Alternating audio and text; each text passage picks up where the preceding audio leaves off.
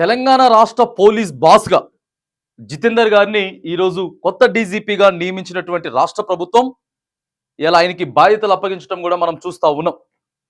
పంజాబ్కి చెందినటువంటి 1992 batch IPS అధికారిగా నియమితులైనటువంటి డీజీపీగా ఈరోజు జితేందర్ గారు అయితే బాధ్యతలు స్వీకరిస్తా ఉన్నారు. పంజాబ్ రాష్ట్రానికి చెందినటువంటి వ్యక్తులు మరి ఇక్కడ తెలంగాణలో మరియు ఆంధ్రాలో కూడా డిఎస్పీగా ఎస్పీగా పనిచేసినటువంటి అనుభవం కలిగినటువంటి వ్యక్తిని ఈరోజు తెలంగాణ డీజీపీగా నియమించడం మనం చూస్తూ ఉన్నాం.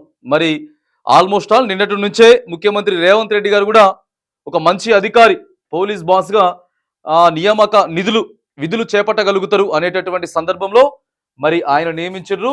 ఇక ప్రత్యేకంగా కూడా ముఖ్యమంత్రి రేవంత్ రెడ్డి ఆయనకి శుభాకాంక్షలు కూడా తెలియజేస్తా ఉన్నారు.